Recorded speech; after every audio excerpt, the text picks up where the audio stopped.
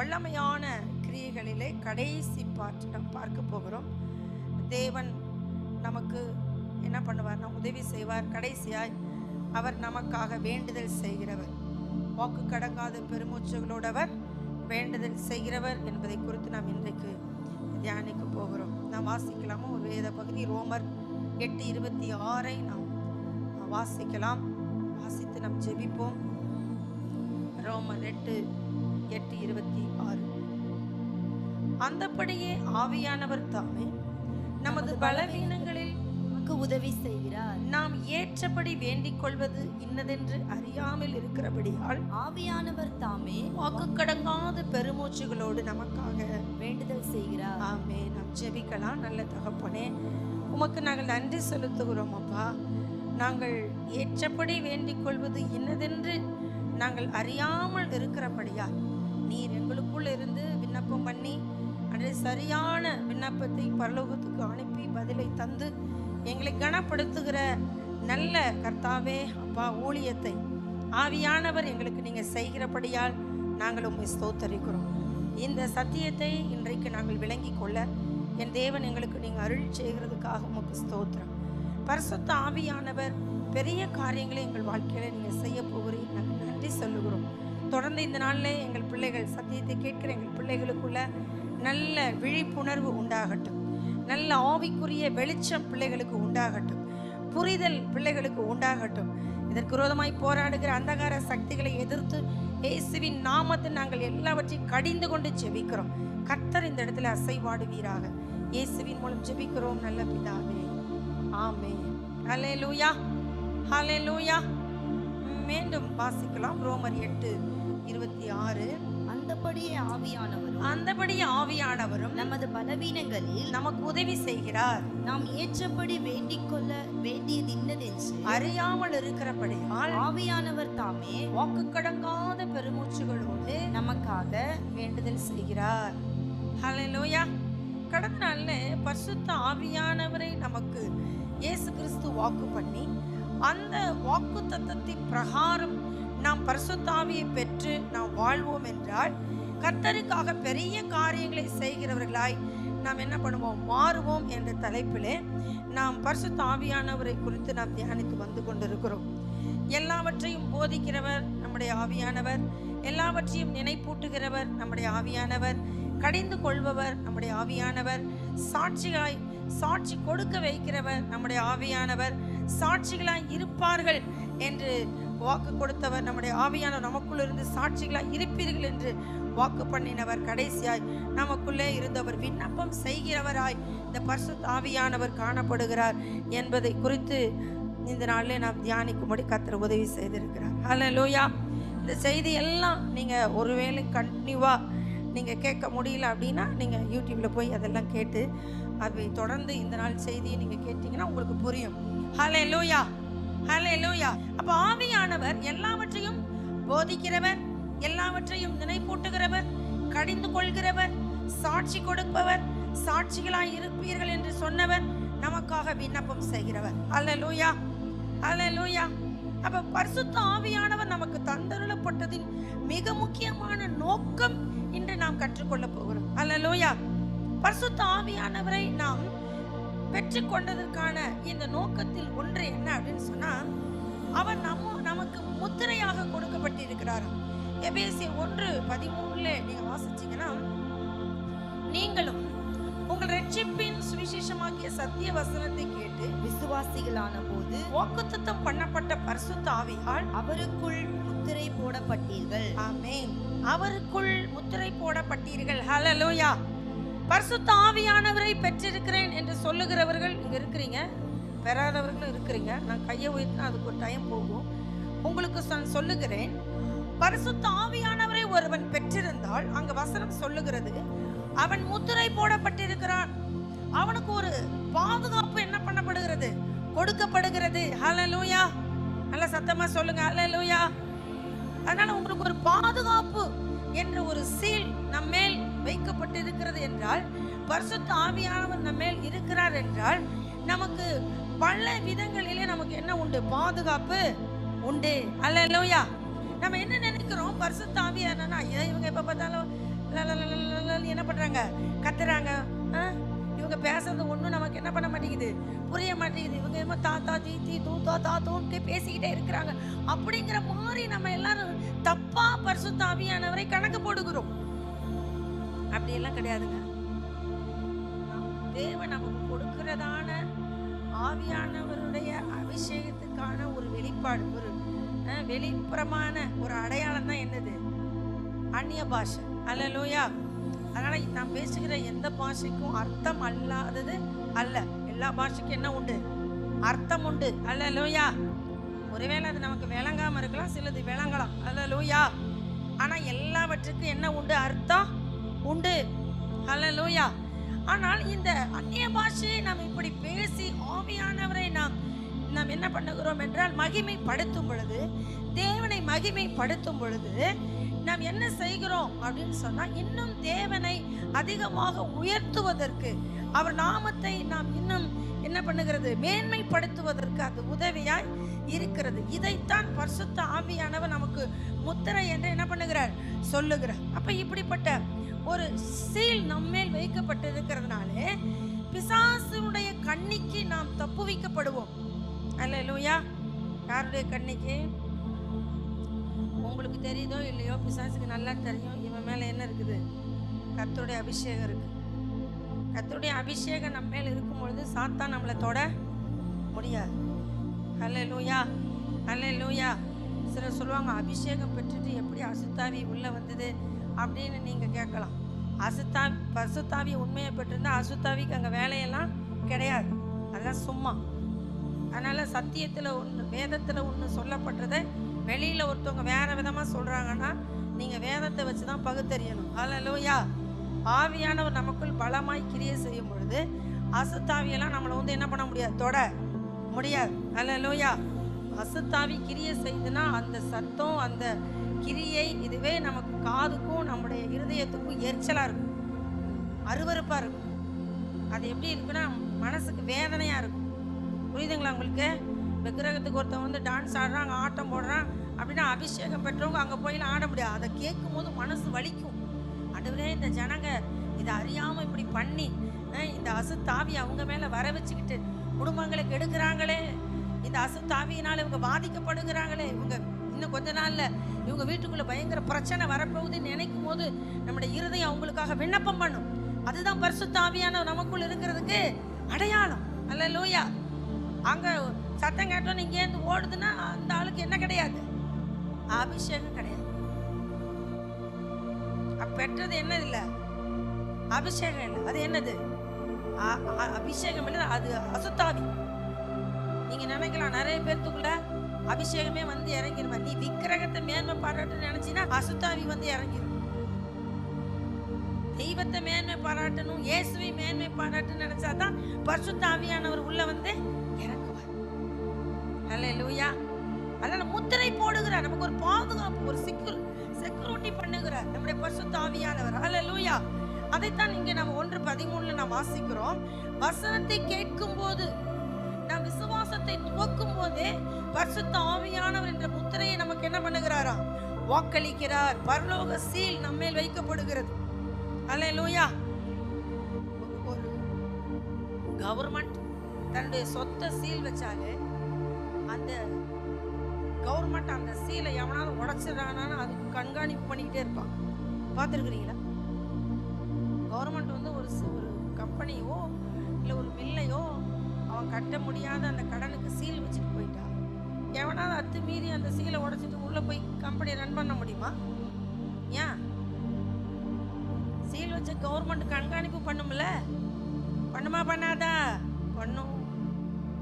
இப்போ பரலோக கவர்மெண்ட் ஒரு சீல் வச்சிருக்குதுன்னா பரலோகம் நம்மளை கண்காணிக்கவா கண்காணிக்காதா? கண்காணிக்கும். ஹல்லேலூயா. ஏன் பரலோக கவர்மெண்ட் நமக்குள்ள அபிஷேகத்தை ஊற்றி நம்மளை கண்காணிப்பு செய்யுது அப்படின்னா, இங்க ஒரு வேலை நடக்கணும் பூமியில. அது என்ன வேலை அப்படின்னா, அதுதான் இன்னைக்கு நம்ம பார்க்கிற தலைப்பு. விண்ணப்பம் பண்ண வேண்டும். எங்கிருந்து? பூமியிலிருந்து மனிதர்கள் பரிசுத்த ஆவியிலே நிறைந்து என்ன செய்ய வேண்டும்? விண்ணப்பம் பண்ண வேண்டும். உங்களுக்கு தெரியாது, நீங்க காலையில எழும்பி நீங்கள் அந்நிய பாஷையில பேசுகிறதான அந்த வார்த்தை யாரோ ஒருவருக்காக நீங்கள் விண்ணப்பிக்கிற விண்ணப்பமா இருக்கலாம். ஹல்லேலூயா. கர்த்தரை உயர்த்துகிற துதியா இருக்கலாம். ஹல்லேலூயா. அது உங்களுக்கு தெரியாது, உங்களுக்கு தெரியணுங்கிற அவசியமும் வேண்டியதில்லை. ஆண்டவருக்கு நீங்கள் பண்ணுகிற கருத்தான ஜெபம் அது போதுமானது. அதை தூக்கிட்டு போய் என்ன பண்ணுவார்? யாருக்கு விடுதலை தர முடியுமோ அவங்களுக்கு விடுதலையை தந்துருவார். ஹல்லேலூயா. நான் பின்னாடி உங்களுக்கு அதற்கான விளக்கங்களை சொல்லுகிறேன். எபேசியர் 6:10 பாருங்க, அவர் சொல்றார், கடைசியாக சகோதரரே, கர்த்தரிலும் அவருடைய சத்துவத்தின் வல்லமையிலும் பலப்படுங்கள். பவுல் இங்கே சொல்றாரு பாருங்க, வல்லமையில பலப்படுங்க. அதே போல எபேசியர் 3:16 இதே வசனம் அங்க சொல்றார், நீங்கள் அவருடைய ஆவியிலான உள்ளான மனுஷனில் வல்லமையாய் பலப்படவும். உள்ளான மனுஷனுக்குள்ள ஒரு பலம் தேவை. என்ன பலம் அப்படின்னு கேட்டா பாருங்க, நம்ம போன வாரம் தியானிச்சோம். பரிசுத்த ஆவியானவரை நாம் பெறும் பொழுது 1:8 அப்போஸ்தலர் 1:8 சொல்லுது, பரிசுத்த ஆவி உங்களிடத்தில் வரும்பொழுது நீங்கள் பலன் அடைவீர்கள் சொல்லி அந்த வசனத்தின் பின்பகுதி சாட்சிகளாய் இருப்பீர்கள் என்று சொல்லுகிறது. ஹல்லேலூயா. அப்போ சாட்சியா இருப்பதற்கும் பரிசுத்த ஆவியானவர் பலன் தருகிறார். ஜெபிப்பதற்கும் பரிசுத்த ஆவியானவர் என்ன செய்கிறார்? பலன் வல்லமை தருகிறார். ஹல்லேலூயா. ஹல்லேலூயா. நீங்க பக்கத்துல பார்த்து சொல்லுங்க, நீங்கள் ஜெபிப்பதற்கு பரிசுத்த ஆவியானவர் வல்லமை தருகிறார். நீங்கள் ஜெபிப்பதற்கு பரிசுத்த ஆவியானவர் வல்லமை தருகிறார். நீங்க ஜெபிக்கலாமா ஜெபிக்க கூடாதா? நிறைய பேருடைய கேள்வி என்ன அப்படின்னா, ஜெபமே பண்ணாம எப்படி பரலோகம் போலாம்? ஏதாவது வழி இருந்தா என்ன பண்ணுங்க சொல்லுங்க. நிறைய பேருக்கு பிரச்சனை என்னன்னா, ஜெபம் இந்த கிறிஸ்தவனா ஏங்க பொழுதுக்கு ஜெபம்னு சொல்றாங்க. ஜெபம் பண்ணாம இருக்கலாமா? அதுக்கு ஏதாவது வழி இருக்கா? ஜெபம் பண்ணாம பரலோகம் போறதுக்கு ஏதாவது வழி இருக்கா சொல்லுங்க. அப்படின்னா அப்படியெல்லாம் ஒரு வழி இல்லை. நீங்க ஆதியாகமத்திலிருந்து வெளிப்படுத்தல வரணும் பார்த்தீங்கன்னா, பரிசுத்தவான்கள் எல்லாரும் என்ன செஞ்சிருக்காங்கன்னா ஜெபம் பண்ணி இருக்காங்க. ஹல்லேலூயா. சொல்லுங்க, ஆதியாகமத்திலிருந்து வெளிப்படுத்தின வரலும் பரிசுத்தவான்கள் எல்லாம் ஜெபித்திருக்காங்க. சுவிசேஷத்தில் வருகிற இயேசுவும் ஜெபம் பண்ணி இருக்கிறார். நீங்களும் நானும் ஜெபித்துத்தான் ஆகணும். நீங்க ஜெபிப்பதற்கு தான் பரிசுத்த ஆவியானவர் உங்களுக்கு வல்லமை தருகிறார். அப்படின்னா நிறைய பேர் சொல்றோம், என்னன்னு தெரியுமா? அப்படின்னா இந்த ஆவியானவர் எனக்கு அப்படி கேட்க மாட்டேங்குது. இங்க சொல்லுங்க, அப்படின்னா இந்த ஆவியானவர் எனக்கு அப்படியா? நிஜமாவா? நிஜமாவா? அப்படின்னா இந்த பரிசுத்த ஆவியானவர் உங்களுக்கு என்கிட்ட போய் சொல்றீங்க. அப்படின்னா இந்த பரிசுத்த ஆவியானவர் எனக்கு வேண்டாம் அப்படின்னு சொல்றதுதான் என் காதுல நல்லா கேக்குது. ஏன்னா ஜெபிக்கிறதுல இருந்து எப்படி தப்பிக்கலாம்னு கேட்டுக்கிட்டு இருக்கிறோம். நீங்க ஜெபம் பண்றதுக்கு வழியை என்ன பண்றீங்க? சொல்லி கொடுக்குறீங்களே அப்படிங்கிற மாதிரி என்னை நீங்க பாக்குறீங்க. ஹல்லேலூயா. இந்த ஜெபிக்காத ஆட்களை ஜெபிக்க வைக்கிறவர் தான் யாரு? பரிசுத்த ஆவியானவர். ஹல்லேலூயா. ஒரு ஜெபம் இங்க நடக்கணும் பூமியில. என்ன நடக்கணும்? ஜெபம் நடக்கணும். எங்க நடக்கணும்? பூமியில. இப்ப ஜெபம் பூமியில குறையாமல் இருப்பதற்கு உதவி செய்கிறவர் தான் யாரு? பரிசுத்த ஆவியானவர். ஹல்லேலூயா. நல்லா சத்தமா சொல்லுங்க. என்ன குறையாம இருக்கணும்னு? இப்ப ஜெபம் கூடி இருக்கா, வீட்டுல குறைஞ்சிருக்கா? நல்லா சத்தமா சொல்லுங்களேன். கூடி இருக்கா? ஜெபம் வீட்டுல கூடி இருக்கா?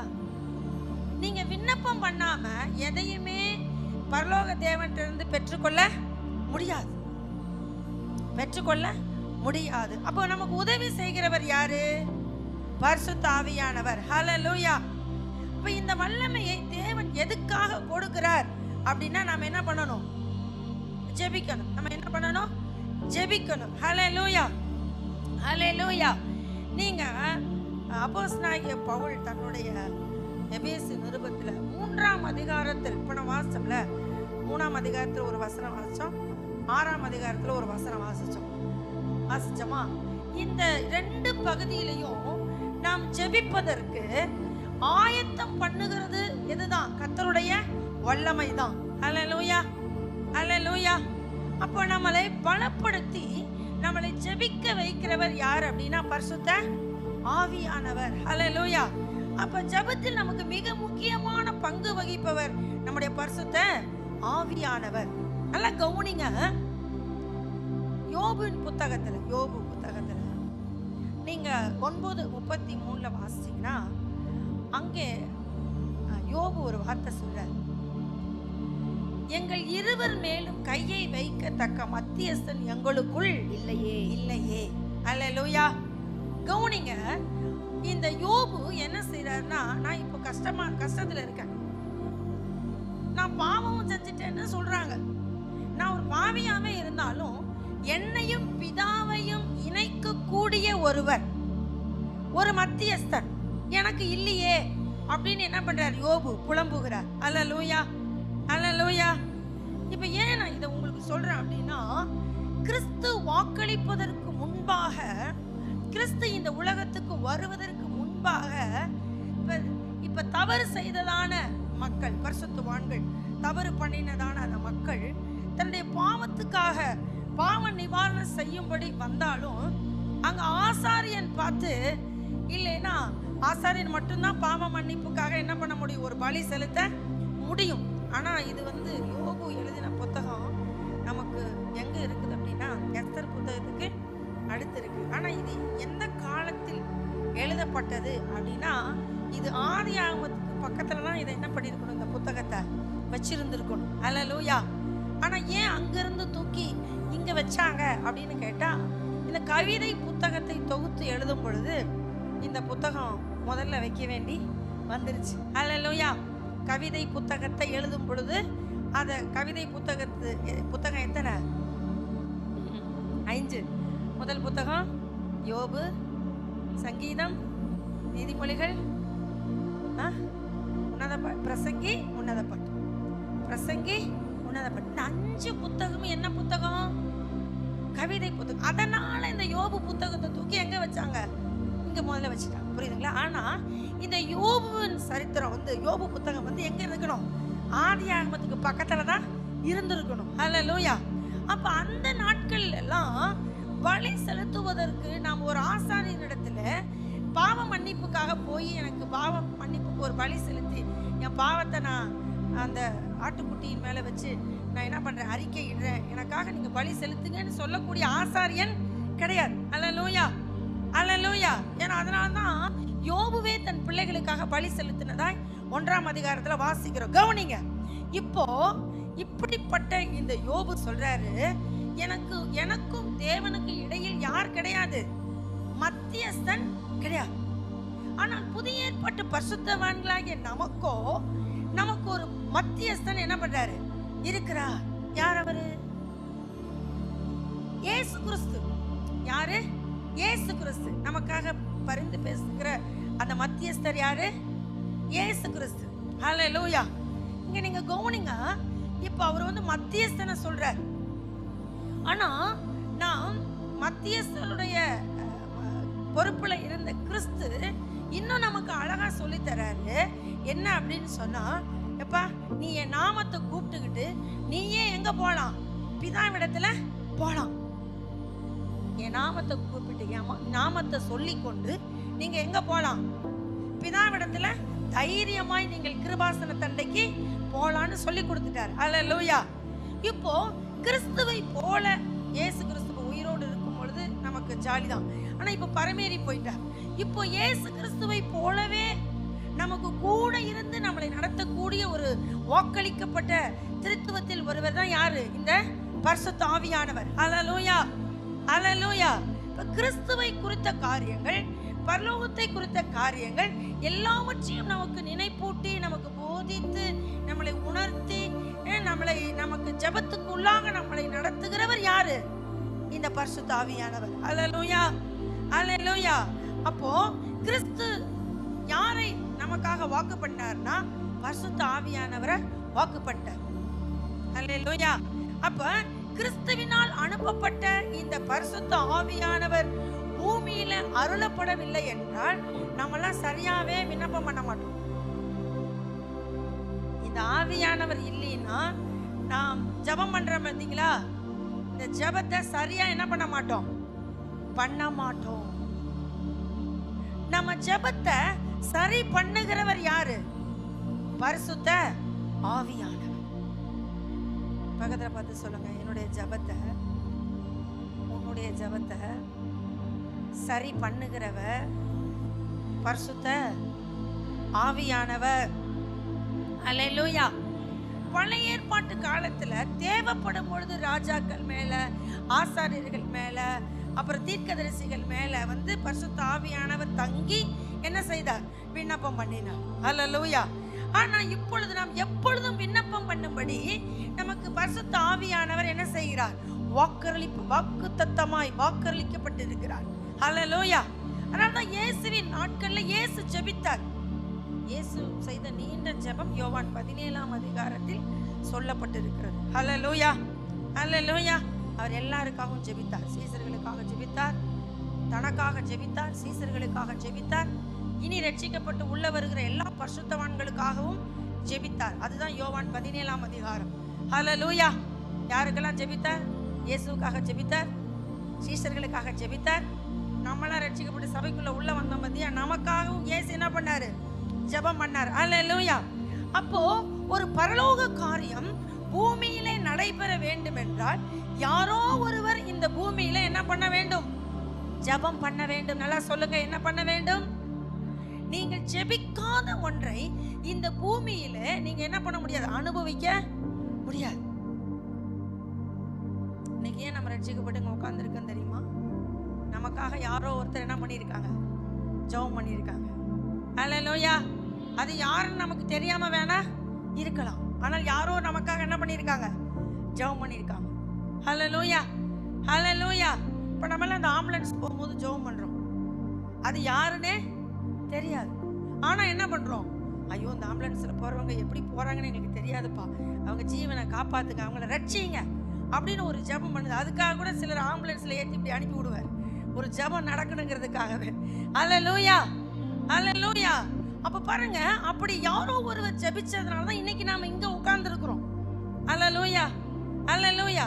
அப்போ நாம் என்ன பண்ண வேண்டும் அப்படின்னா, பரலோக காரியத்தை பூமியிலே நடப்பிக்க வேண்டுமானால் பூமியில இருக்கிற நாம் என்ன செய்ய வேண்டும்?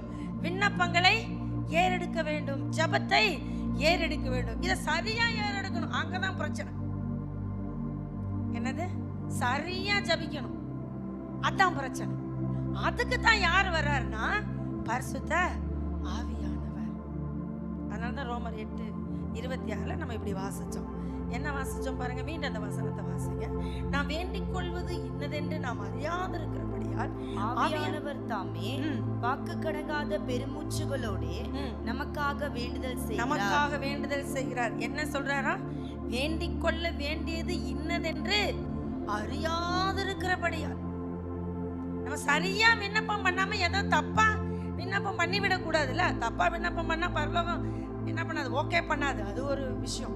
ஆனா காலங்களும் நேரங்களும் வீணா என்ன ஆகும்? விரயமாகும். இப்போ ஜெபத்துக்கு போய் ஒரு 2 மணி நேரம் உங்களுக்கு ஜெப நேரங்க அப்படின்னு ஒரு ஜெப டைம் நம்ம கொடுக்குறாங்கன்னு வைங்களேன், நாம போய் தப்பான ஒரு ஜெபத்தை பண்ணிட்டு வந்தா பண்ணின டைம் தான் வேஸ்ட். ஜெபத்துக்கு பதில் என்ன பண்ணாது? வராது. அல்லேலூயா.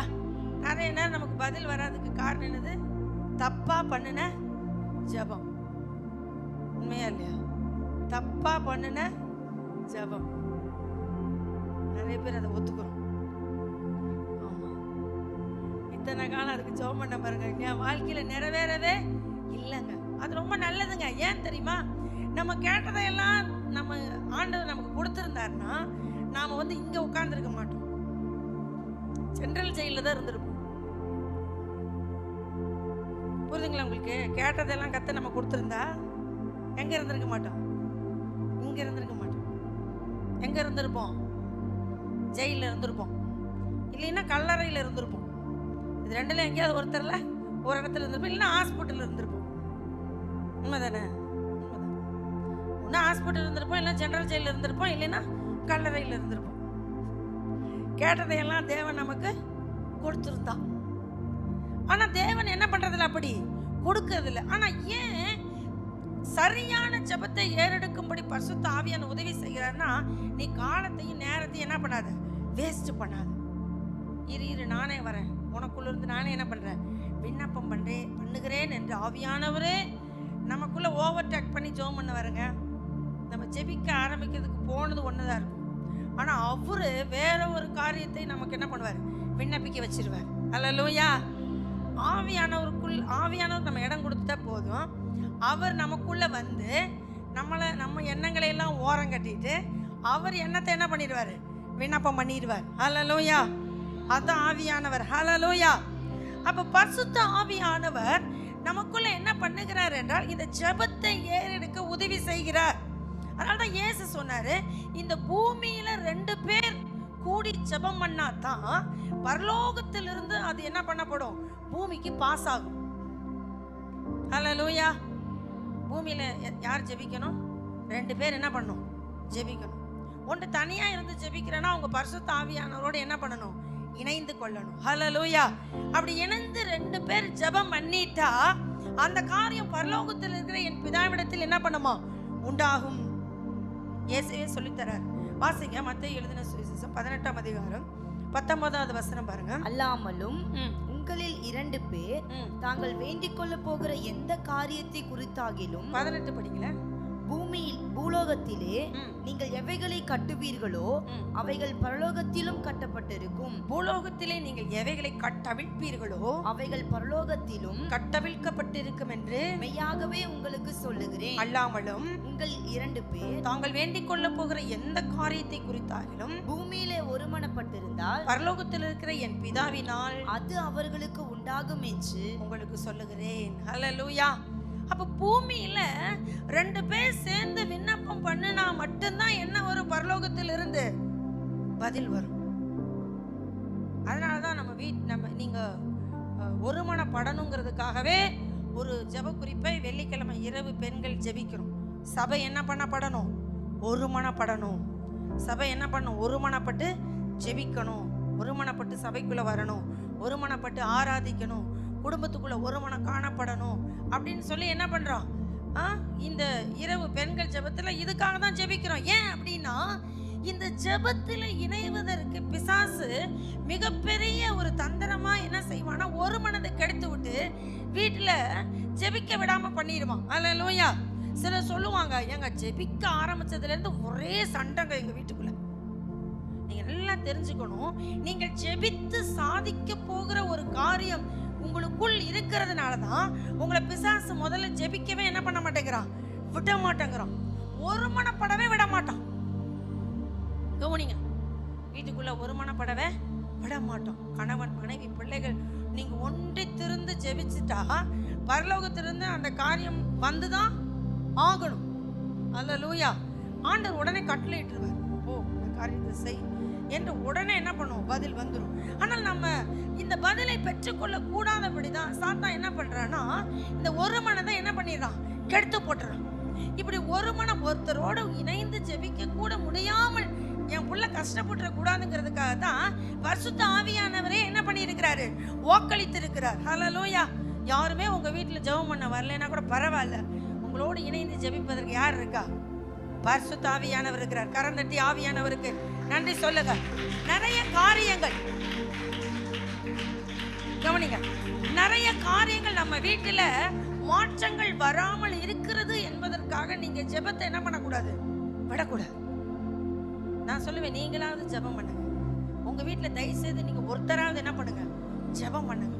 உங்க ஜெபத்தை கர்த்தர் என்ன பண்ணுவாரு, கேட்பா. ஏன் ஒருவனா இருந்த எலியாவின் ஜெபத்தை கர்த்தர் கேட்கலையா, கேட்டாரா, கேட்கலையா, கேட்டார். ஒருத்தரா தான் ஜெபம் பண்ணார் இயேசு கிறிஸ்து.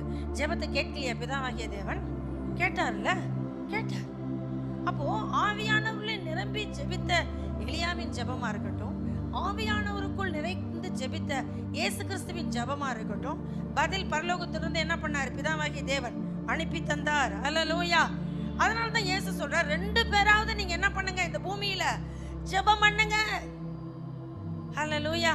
இப்படி உங்களை ஜெபிக்க வைக்கிறவர் தான் யாரு, பரிசுத்த ஆவியானவர். அல்லேலூயா. ஹல்லேலூயா.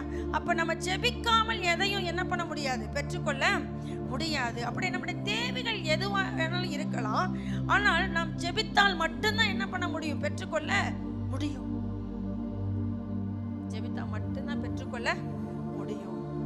இங்குதான் ஆவியானவரின் செயலை நாம் என்ன பண்ணணும், புரிந்து கொள்ள போகிறோம். ஹல்லேலூயா, ஹல்லேலூயா. முதலாவது பாருங்க, நாம் ஜெபிப்பதற்கு கர்த்தர் என்ன பண்றாருன்னா, நம்ம ஜெபிக்க நம்மளுக்கு உதவி செய்கிறார் பரிசுத்த ஆவியானவர். அதை நாம் ரோமர் 8:26 என்ன பண்றோம்னா வாசிக்கிறோம்.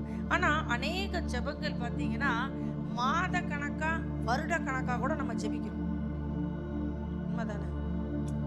மாத கணக்கா வருட கணக்கா கூட ஜெபிக்கிறோம், சில நாட்கணக்கா ஜெபிக்கிறோம், சரிங்களா? ஆனா எல்லாவற்றிற்கும் பதில் வந்துச்சா அப்படின்னு கேட்டா வரல. சில ஜெபங்களுக்கு பதில் வரல.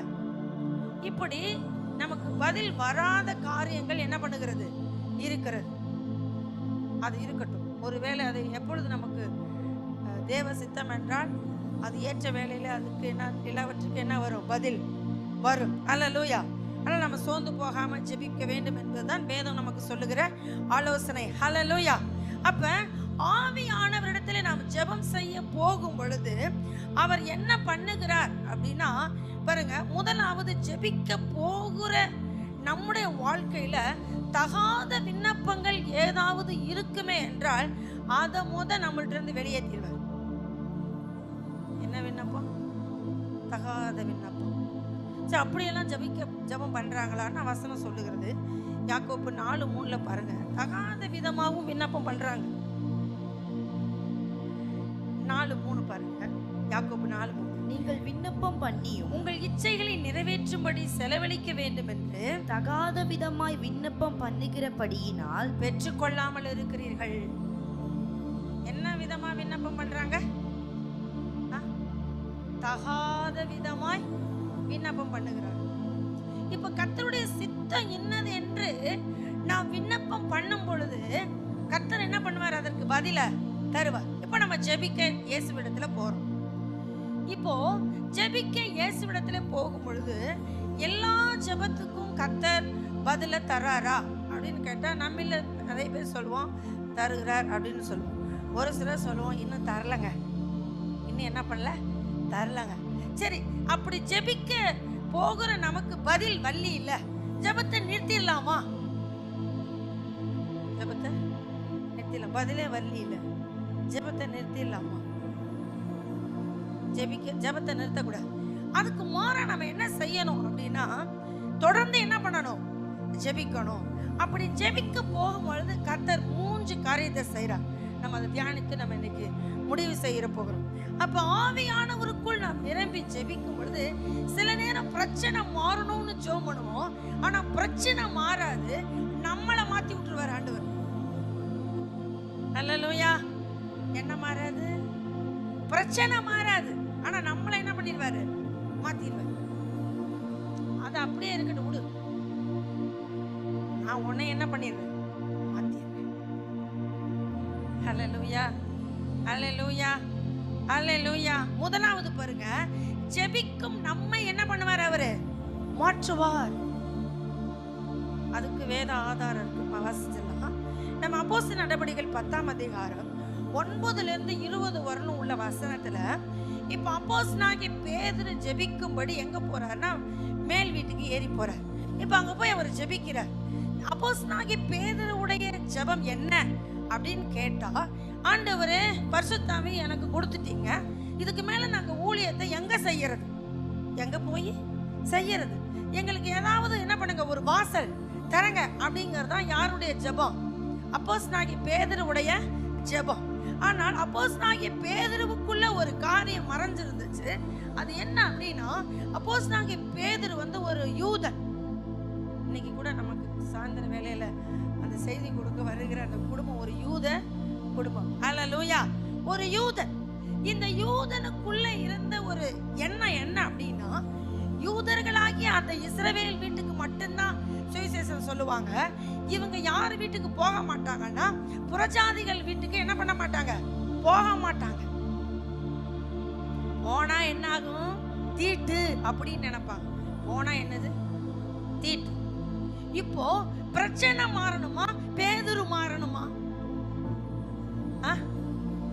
சொல்லுங்க, பிரச்சனை மாறணுமா, பேதுரு மாறணுமா? பேதுரு தான் மாறணும்.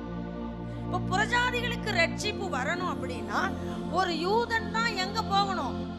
புறஜாதி வீட்டுக்கு சுவிசேஷம் சொல்ல போகணும். இப்போ அப்போஸ்தலனாகிய பேதுரு பரிசுத்தாவியில் நிரம்பி ஜெபிக்கும்படி எங்க போறாரு அப்படின்னா மேல் வீட்டுக்கு ஏறி போயிட்டார். ஆண்டவர் உடனே அவருக்கு என்ன செய்யறாருன்னா ஜெபம் பண்ணும்போது ஒரு தரிசனத்தை காண்பிக்கிறார். பரலோகத்திலிருந்து ஒரு கூடு என்ன பண்ணப்பட்டிருக்கு? துப்பட்டி போல ஒரு கூடு என்ன பண்ணப்பட்டிருக்கு? இறங்கி வருது. அதுல எல்லா 4 கால் ஜீவன்களும் உள்ள இருக்கு. அதோடு கூட ஒரு சத்தம் ஒண்ணு கேக்குது, பேதுருவே அடித்து புசி அப்படிங்கிற ஒரு சத்தம் கேக்குது. உடனே இவர் என்ன சொல்றாரு? ஆண்டவரே, நான் தீட்டானது ஒன்றை நான் என்ன பண்ண மாட்டேன், பூசிக்க மாட்டேன். இதுதான் பேதுருவுடைய நிலை.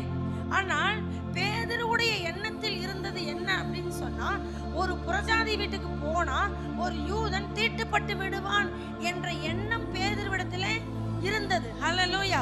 இப்ப பேதுரு என்ன பண்ணா, தான் எண்ணத்தை என்ன பண்ணணும்? மாற்றிக்கொள்ளணும். எண்ணத்தை என்ன பண்ணணும்? மாற்றிக்கொள்ளணும். அப்ப தொடர்ந்து ஜெபிக்க போன இந்த பேதுருவை பரிசுத்த ஆவியானவர் மாற்றிட்டார். இப்ப ஜெபிக்க போன பேதுரு கீழே இறங்கி வருது. புறஜாதி வீட்டுக்கு போகிறதுக்கான வாய்ப்பை தேவன் என்ன பண்றாரு? ஏற்படுத்தினார். இவரும் கொர்நேலியு வீட்டுக்கு போய் சுவிசேஷம் அறிவிச்சு அங்கேயும் எல்லாத்துக்கும் நற்செய்தி சொல்லி அபிஷேகத்துக்குள்ள நடத்தி ஞானஸ்நானம் கொடுத்துட்டு வரார். அல்லேலூயா, அல்லேலூயா. அப்ப பாருங்க, இந்த பேதுருவை ஜெபித்து கொண்டிருந்த இந்த பேதுருவை என்ன பண்ணாரு? மாத்திட்டார் பரிசுத்த ஆவியானவர். அல்லேலூயா. நிறைய நேரம் நம்ம என்ன பண்ணுகிறோம்னா, சூழ்நிலையை மாத்துங்க, எனக்கு அவங்கள மாத்துங்க, எனக்கு பிரச்சனையை மாத்துங்க அப்படின்னு என்ன பண்றோம்? ஜெபிக்கிறோம். ஆனா ஆண்டவர் என்ன பண்ணுவாருன்னா, அதெல்லாம் ஒன்னையும் மாத்த மாட்டார். அதெல்லாம் என்னது? அப்படியே தான் இருக்கு. நம்மளை என்ன பண்ணிடுவாரு? மாட்டி விட்டுருவாரு. ஹல்லேலூயா, ஹல்லேலூயா.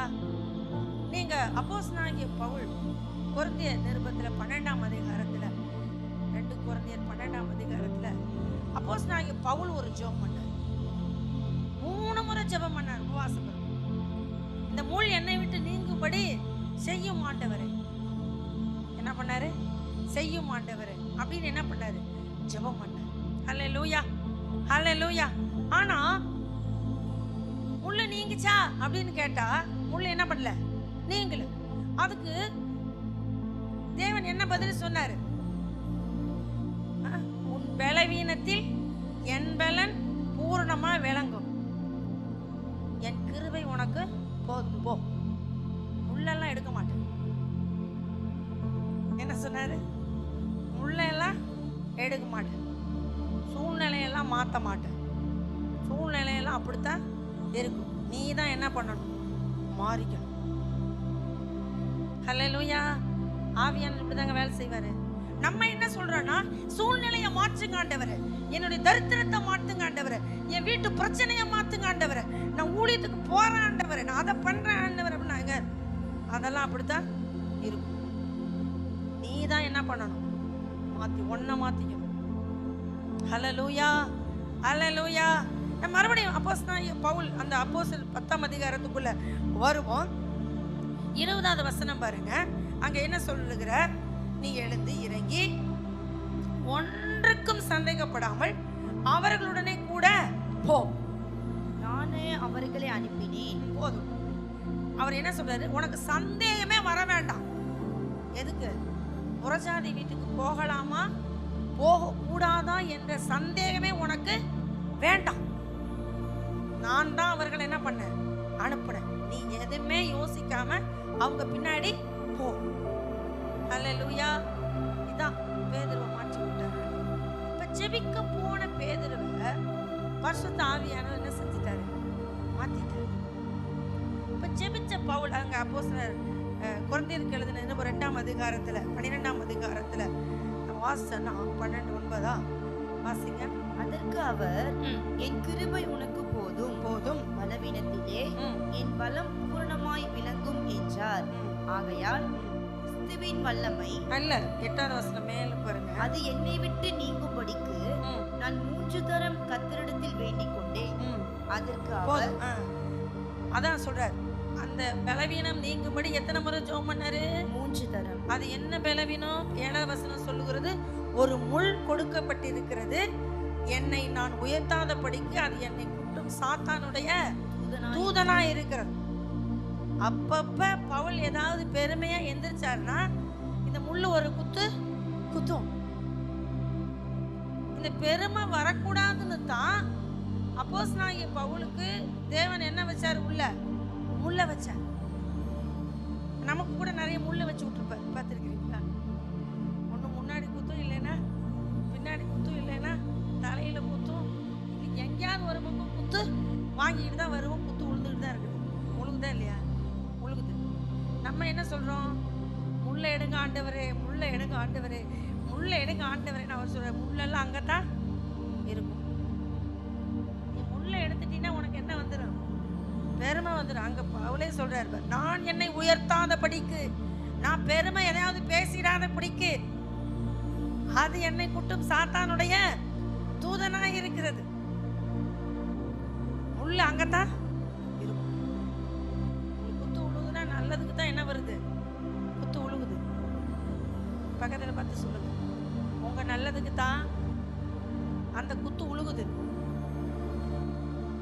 என்ன யாரும் பேச மாட்டேங்கிறீங்க? நல்லா சொல்லுங்க சத்தமா, உங்க நல்லதுக்கு தான் அந்த குத்து உழுகுது. அதெல்லாம் ஆண்டவர் எடுக்க மாட்டாரு, அது அங்கதான் இருக்கும். ஆனா அவர் கிருபை உங்களுக்கு என்னது? போதும். அந்த முள்ளு மத்தியிலையும் அவர் கிருபை உங்களுக்கு போதும். அல்லேலூயா, அல்லேலூயா.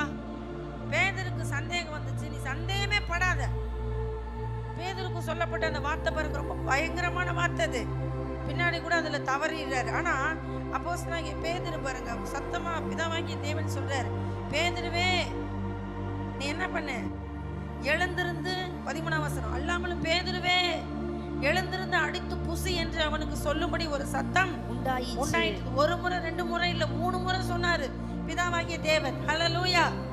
அதுக்கப்புறம் தான் இவருக்கு சந்தேகமே வெளியே போச்சு. புறஜாதி வீட்டுக்கு போலாமா போகக்கூடாதாங்கிற எண்ணம், சந்தேகம் அவருக்கு அப்பதான் வெளியே போச்சு. அதனால ஜெபிக்க நாம் தேவனிடத்துல போகும் பொழுது முதலாவது நம்ம என்ன பண்ணுவாரு? மாற்றுவார். சொல்லுங்க, என்ன மாற்றுவார்? ஜெபிக்கிற என்னை மாற்றுவார். சத்தமா சொல்லுங்க, ஜெபிக்கிற என்னை மாற்றுவார்.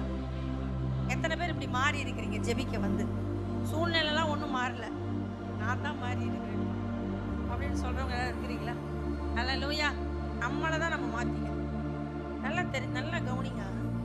சத்தியத்தை அறிந்த நாமே நம்மளை மாத்திக்கலைன்னா, சத்தியத்தை அறியாத நபர் மாறணும்னு நம்ம எதிர்பார்க்கிறது நல்லதா? சரியா? சரியில்லை. சத்தியத்தை அறிந்த நாம் தான் என்ன பண்ணணும்? நம்மளை மாற்றிக்கணும். அல்லேலூயா, அல்லேலூயா.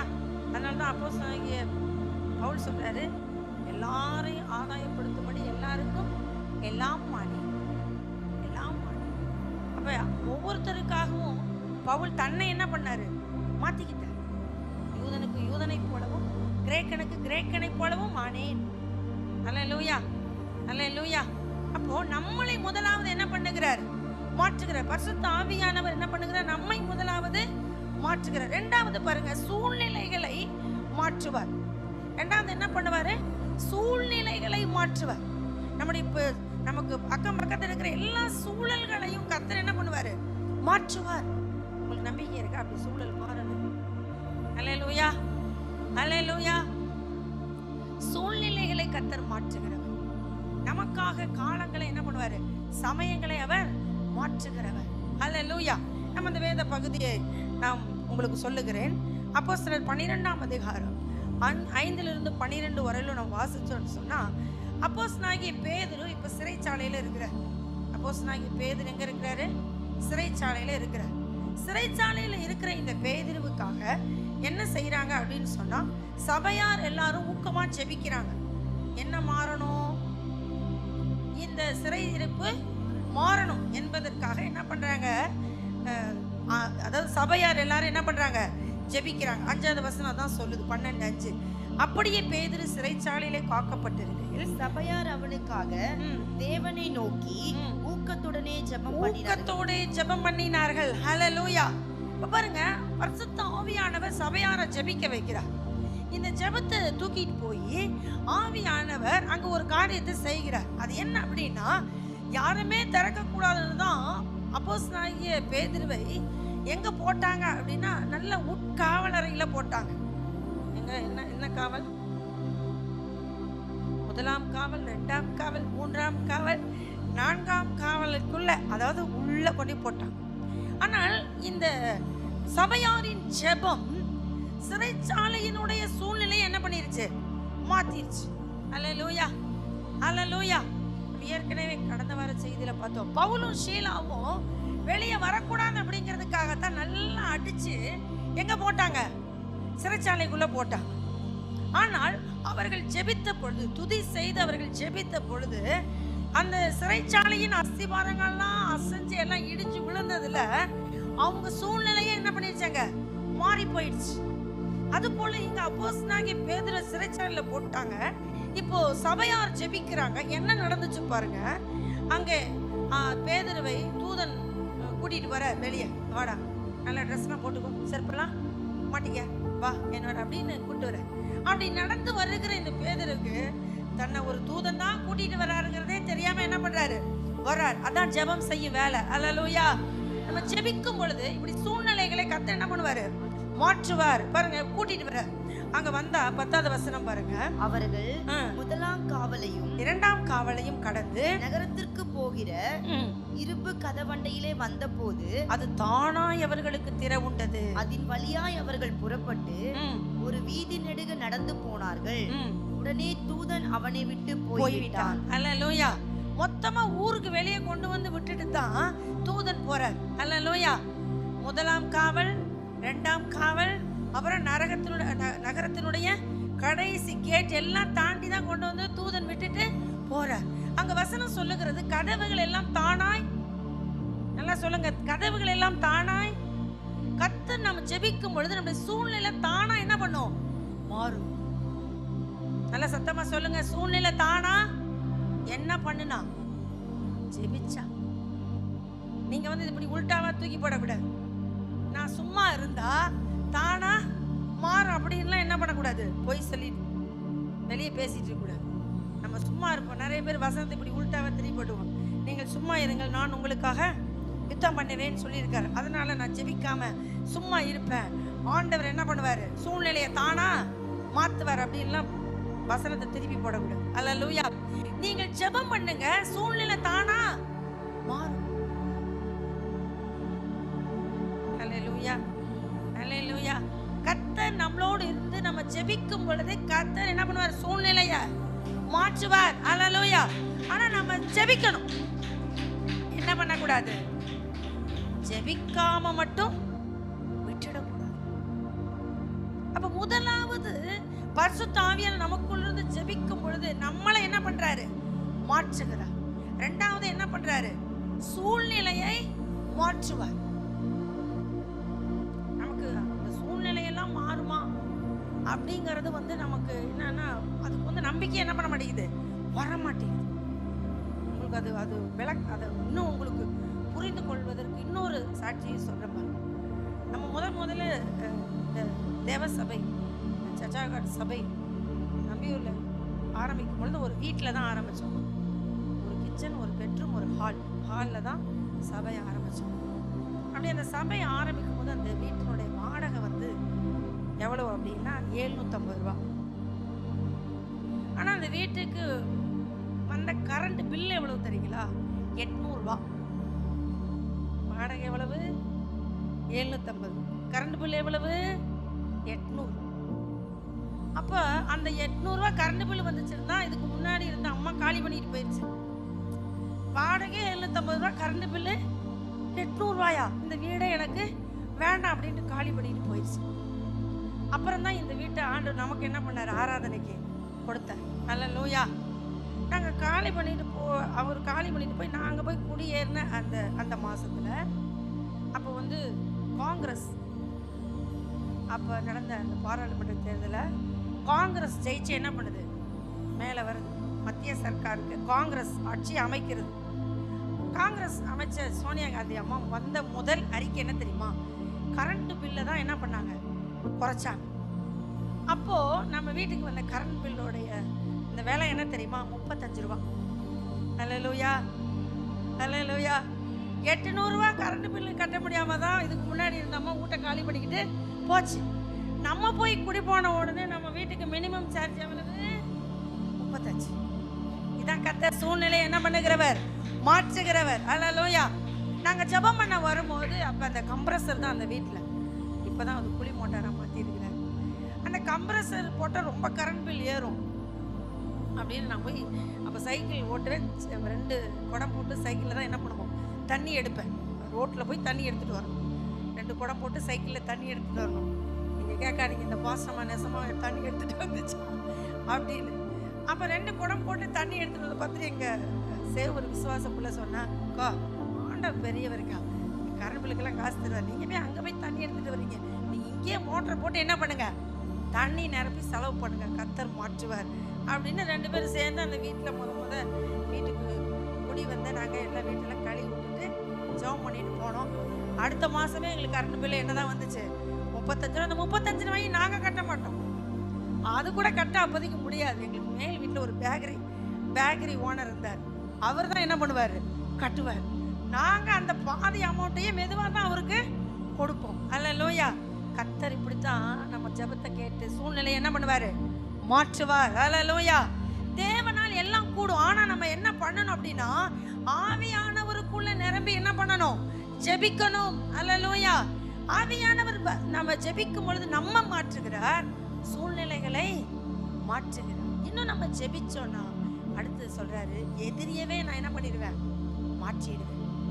அல்லேலூயா, அல்லேலூயா. யாரை மாத்துறாரா, எதிரியவே மாற்றிடுவேன். அல்லேலூயா, அல்லேலூயா. பாருங்க அடுத்த உங்களுக்கு பாயிண்ட் அதான், எதிரியவே மாற்றி விட்டுருவார். நீங்கள் அப்போஸ்தலர் 9ஆம் அதிகாரத்தில் நீங்கள் வாசிச்சிங்கன்னா 2வது வசனம் பாருங்க. தமஸ்குவில் உள்ள ஜெபாலயங்களுக்கு நிருபங்களை கேட்டு வாங்கிக்கிட்டு போனார் பவுல். தமஸ்குவில் உள்ள ஜெபாலயங்களுக்கு நிருபத்தை வாங்கிட்டு போனார் யாரு, பவுல். அவருக்கு சவுல் அப்போ பேர், சவுல். சவுலுக்கும் பவுலுக்கும் ரொம்ப வித்தியாசம்லாம் இல்லை பேருக்கு. அது ஒரு எபிரேய பேரும் கிரேக்க பேர் தான், ரெண்டும் ஒரே அர்த்தமுடையது தான். இது எபிரேய மொழி, அது மொழி தான் வித்தியாசம். கிரேக்க மொழியா சரியா தெரியல, ஆனால் அது எபிரேய மொழி. எது, பவுல்ங்கிறது. அல்லேலூயா. அப்போ பாருங்க, கர்த்தர் என்ன செய்கிறார் அப்படின்னு சொன்னா, எதிரியவே மாற்றுவார். நிருபத்தை வாங்கிக்கிட்டு போறார். இப்போ தமஸ்குவில் உள்ள கிறிஸ்தவர்களுக்கு யார் எதிரி, பவுல். அல்லேலூயா. இப்போ இப்படி போகிற இந்த மகன் அந்த தமஸ்குவுக்கு போறதுக்கு முன்னவே இயேசுவால் சந்திக்கப்பட்டுட்டார். அப்படின்னா இதுக்கு யாரோ ஒருத்தர் என்ன பண்ணியிருக்கணும், ஜெபிச்சிருக்கணும். அல்லேலூயா, அல்லேலூயா. நீங்க ஜெபம் பண்ணுங்க. நமக்கு எதிராக யாரெல்லாம் செயல்படும்படி பிசாசு உள்ள இருந்து தூண்டுகிறானோ அந்த பிசாசை துரத்திடுவாரு. அந்த மனிதனை தேவன் ரட்சிப்புக்குள்ள கொண்டு வந்து விடுவார். அல்லேலூயா. ஆனா நம்ம ஜெபிக்கணும். இப்ப சவுல் நிருபங்களை வாங்கிட்டு போறார். இந்த செய்தியெல்லாம் தமஸ்குக்கு போயிடுச்சு. இப்ப தமஸ்குல ஒருத்தர் ஜெபிக்கிறார். அவர் யார் அப்படின்னு கேட்டா, அவர் தான் அனனியா. அவர் யாரு, அனனியா. அல்லேலூயா. இப்ப பாருங்க, அனனியா 17வது வசனம் பாருங்க. அனனியா கிட்ட கர்த்தர் பேசுறார். அப்பொழுது அனனியா, கர்த்தர் பேசுறத சொல்லுங்க, வாசிங்க. தமஸ்குவிலே அனனியா என்னும் பேருள்ள ஒரு சீஷன் இருந்தான். அவனுக்கு கர்த்தர் தரிசனமாகி, அனனியாவே என்றார். அவன், ஆண்டவரே இதோ அடியேன் என்றார். அப்பொழுது கர்த்தர், நீ எழுந்து நேர்த்தெருவு என்னப்பட்ட தெருவுக்கு போய் யூதாவின் வீட்டிலே தர்சு பட்டணத்தானாகிய சவுல் என்னும் பேருள்ள ஒருவனை தேடு. அவன் இப்பொழுது ஜெபம் பண்ணுகிறான். அனனியா என்னும் பேருள்ள ஒரு மனுஷன் தன்னிடத்தில் வரவும் தான் பார்வை அடையும்படி தன்மேல் கைகளை வைக்கவும் தரிசனம் கண்டான் என்றார். அதற்கு அனனியா, ஆண்டவரே, இந்த மனுஷன் எருசலேமில் உள்ள உம்முடைய பரிசுத்தவான்களுக்கு எத்தனையோ பொல்லாங்குகளை செய்தான் என்று அவனை குறித்து அநேகரால் கேள்விப்பட்டிருக்கிறேன். இங்கேயும் உம்முடைய நாமத்தை தொழுத்துக் கொள்ளுகிற யாவரையும் கட்டும்படி அவன் பிரதான ஆசாரியர்களால் அதிகாரம் பெற்றிருக்கிறானே என்றான். அல்லேலூயா. போதும். இப்போ இந்த அனனியாவை இயேசு சந்திக்கிறார். இப்போ அனனியா யாருக்காக ஜெபிச்சிருப்பான்னு நீங்க நினைக்கிறீங்க? சவுலுக்காக என்ன பண்றாரு? ஜெபிக்கிறார். அல்லேலூயா. ஏன்னா இந்த அனனியா வந்து அந்த தமஸ்கு பட்டணத்தினுடைய அந்த பாஸ்டர், அவர் அந்த சபையினுடைய பாஸ்டர். எப்பொழுதுமே சபையின் போதகன் என்ன செய்வாங்க? கொஞ்சம் விழிப்பாக தான் இருப்பாங்க. சபைக்கு வெளியிலேருந்து யார் தாக்குதல் பண்ணுறா, சபையை யார் தாக்கணும்னு நினைக்கிறா, யார் புறப்பட்டு இருக்கா, எந்த ஆவி எழும்பி இருக்கு, அகிதோப்பேல் ஆவியா, அம்மோனி ஆவியா, மோவாவி ஆவியா, எல்லா பாகாலின் ஆவியா, எல்லா ஆவியையும் கட்டி ஜெபிக்கிறவன் யாரு? ஒரு மேய்ப்பன், பாஸ்டர். அல்லேலூயா, அல்லேலூயா. இப்போ அனனியாவுக்கு தெரிஞ்சிருச்சு நியூஸ். இப்போ யார் வரா? சவுல் வர. இப்ப அனனியாவை இயேசு சந்திக்கிறார். இப்ப இயேசு அனனியாவை சந்திக்கிறாருன்னா அனனியா என்ன செஞ்சிருப்பாருன்னு நீங்க நினைக்கிறீங்க? ஜெபம் பண்ணி இருக்கிறார். இப்படி சவுல்னு ஒருத்தன் புறப்பட்டு வர்றான், தயவு செய்து நீங்க அவனை சந்திக்க மாட்டீங்களா? நீங்க அவனை தொட மாட்டீங்களா? அந்த மனுஷனை நீங்க மாற்ற மாட்டீங்களா அப்படின்னு என்ன பண்ணியிருப்பாரு? ஜெபிச்சிருக்கிறார். ஜெபிச்சதுனாலதான் அவனுடைய எல்லா டீட்டெயிலையும் வச்சு ஜெபிச்சிருக்கிறார். இவன் யார் அப்படின்னா தமஸ்குலேருந்து நிருபத்தை வாங்கிட்டு வர்றான். இவன் சும்மாவும் வரல, அதிகாரத்தோட என்ன பண்றான்? வரான். இவனை ஒரு அதிகாரத்திலிருந்து வர்றவனை ஒரு அதிகாரம் உடையவர் சந்திச்சா மட்டும்தான் மாற்ற முடியும். சாதாரண ஒரு நபரெல்லாம் இந்த சவுலை தொட்டாலாம் ஒன்றும் கதை நடக்காது என்பதையெல்லாம் அறிந்து அனனியா ஜெபித்ததுனால அனனியா கிட்டே ஜீசஸ் போறாரு. வா, உன் ஜெபத்துக்கு பதில் என்ன பண்ணிருச்சு?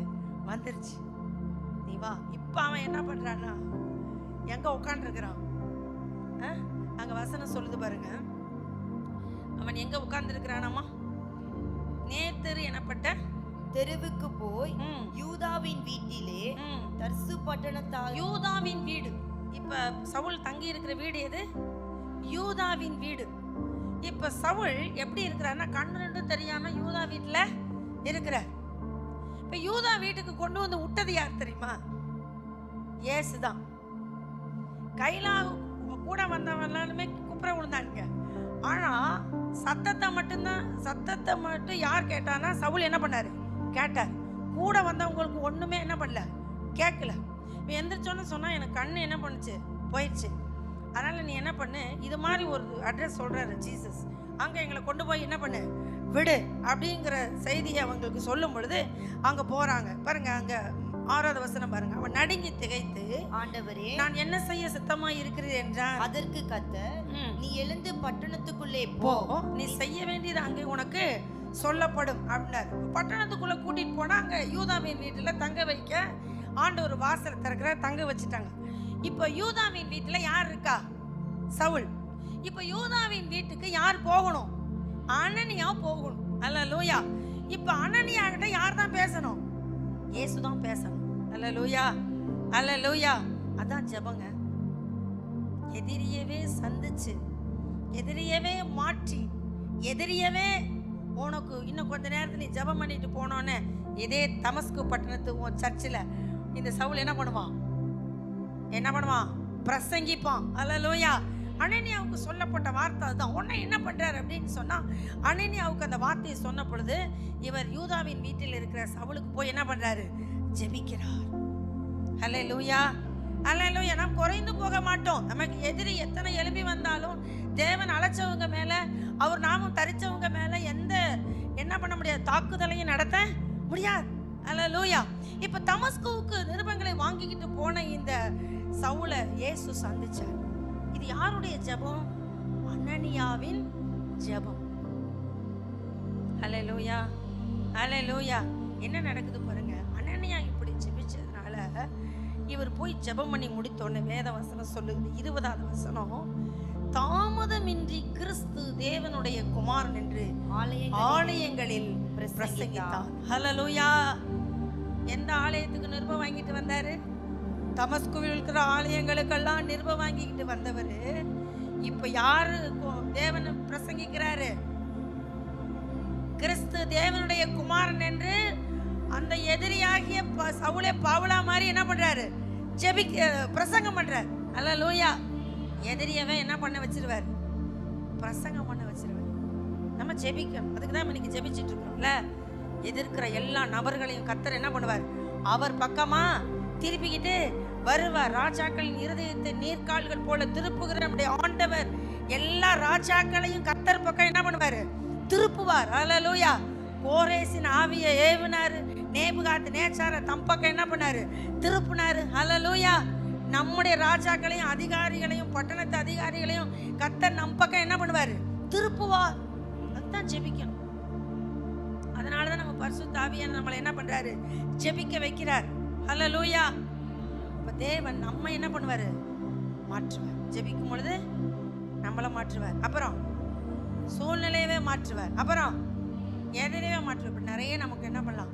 சொல்லிட்டே போகலாம்.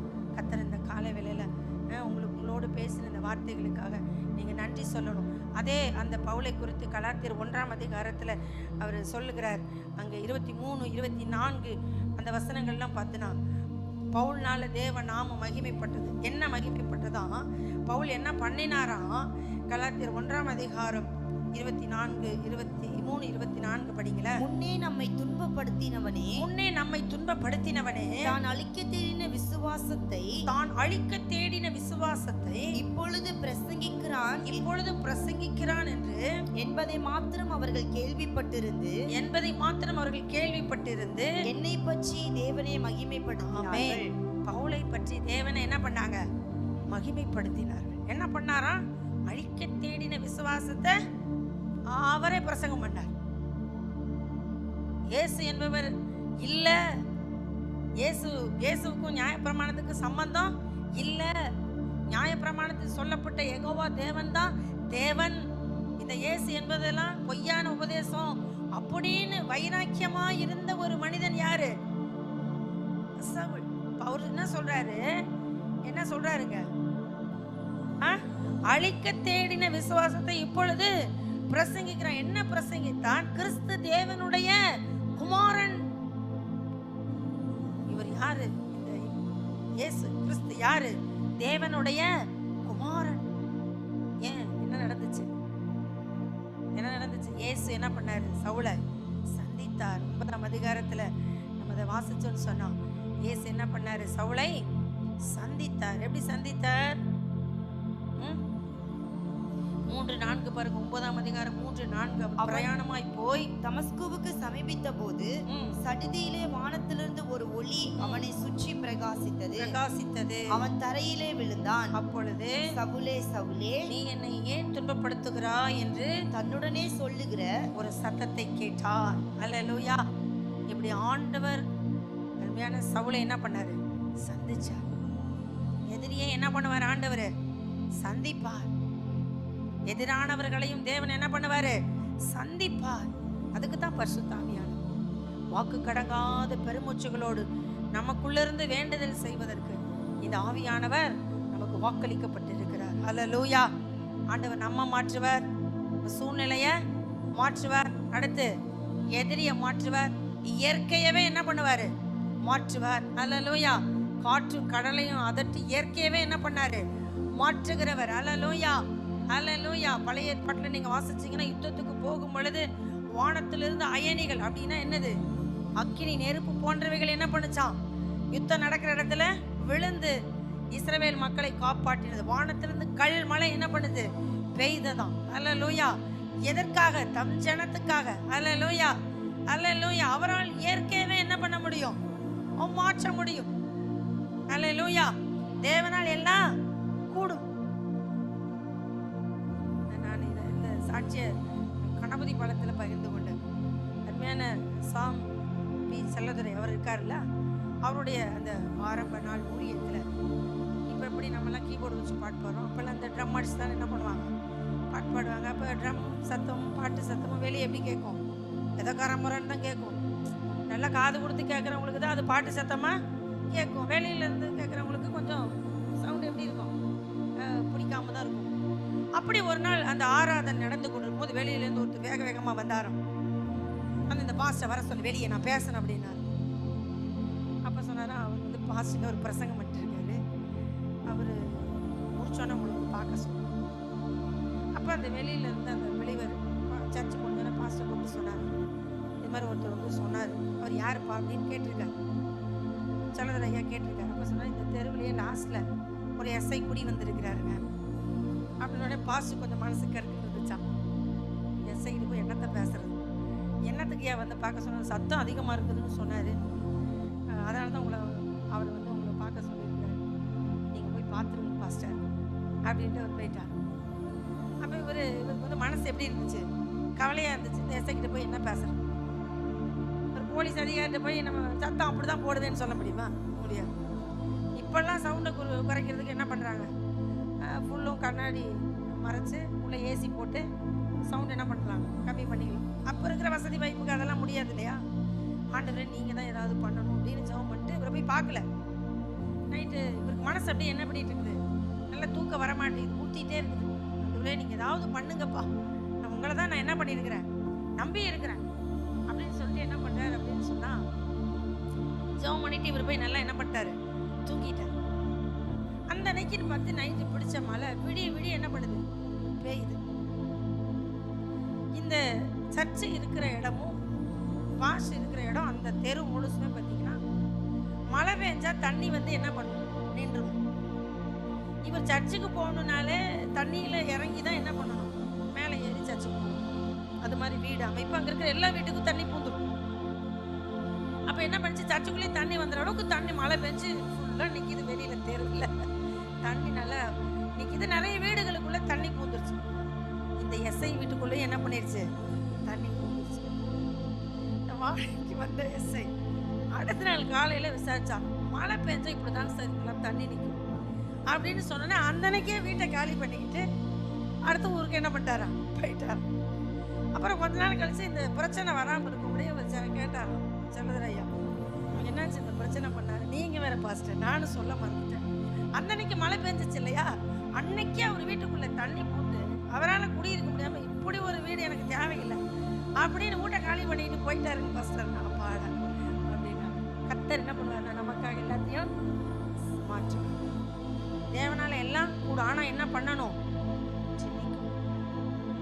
அப்படி ஜெபிக்க வைக்கிறவர் தான் நம்முடைய பரிசுத்த ஆவியானவர். நம்ம விண்ணப்பம் பண்ணாமல் இருந்துட்டா நம்ம என்ன செய்வோம், பாவம் செஞ்சிருவோம். அதனால் சாமுவேல் புத்தகத்தில் நான் வாசிக்கிறோம், விண்ணப்பம் பண்ணணும். 12:21 நினைக்கிறேன். சாமுவேல் புத்தகத்தில் சாமுவேல் சொல்ற நம்ம என்ன பண்ணணும், விண்ணப்பம் பண்ணணும். 1 சாமுவேல் 8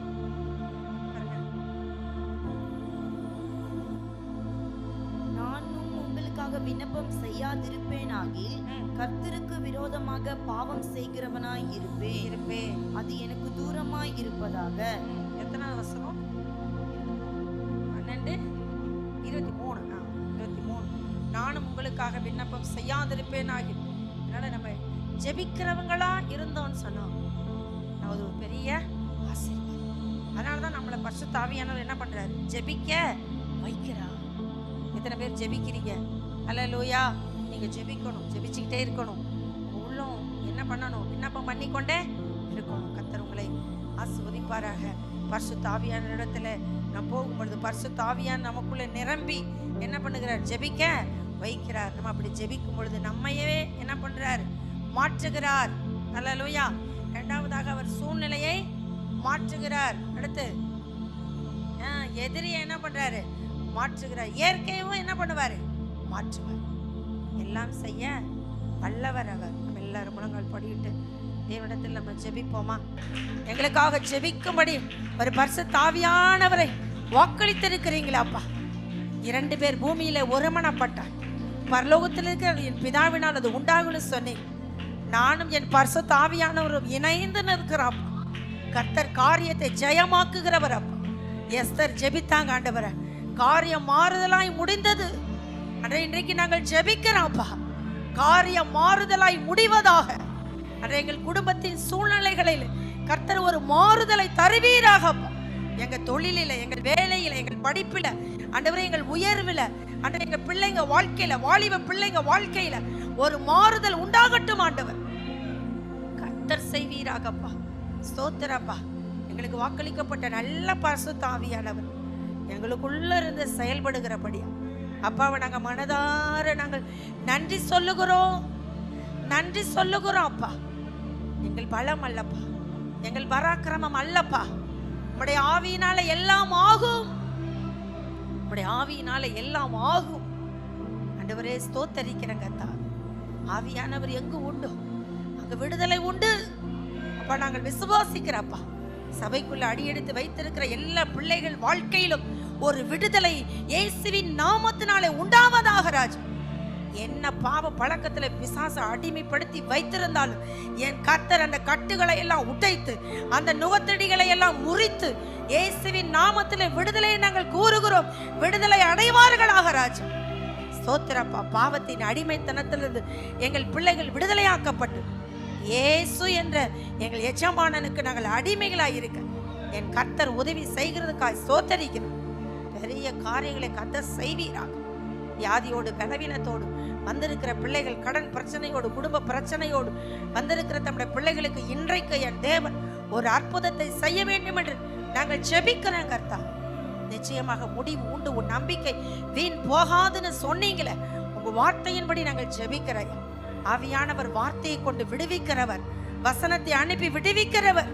இப்பொழுதே உடைய வார்த்தை தீவிரமாய் செல்லட்டும் ஆண்டவர், அற்புதங்களை நடத்தட்டும் ஆண்டவர். கர்த்தர் அப்படி செய்கிறதுக்காக நன்றி செலுத்துவோம். எல்லாரையும் உடைய கரத்தில் ஒப்பு கொடுக்கிறோம். துதி கன மகிமை எல்லாம் உமக்கே செலுத்துவோம். இயேசுவின் மூலம் ஜெபிக்கிறோம் நல்ல பிதாவே, ஆமென். என் ஆத்துமாவே ஸ்தோத்திரி, என் முழு உள்ளமே பரிசுத்த நாமத்தை ஸ்தோத்திரி. என் ஆத்துமாவே கர்த்தரை ஸ்தோத்திரி. கர்த்தர் செய்த சகல உபகாரங்களையும் மறவாதே. ஆமென். நம்முடைய கர்த்தராகிய இயேசு கிறிஸ்துவின் கிருபையும் பரிசுத்த ஆவியானவருடைய அந்யோன்ய ஐக்கியமும் நம்முடைய பிதாவாகிய தேவனுடைய அன்பும் சதா காலமும் நம் அனைவரோடு கூட இருப்பதாக. ஆமென். அல்லேலூயா, அல்லேலூயா, அல்லேலூயா.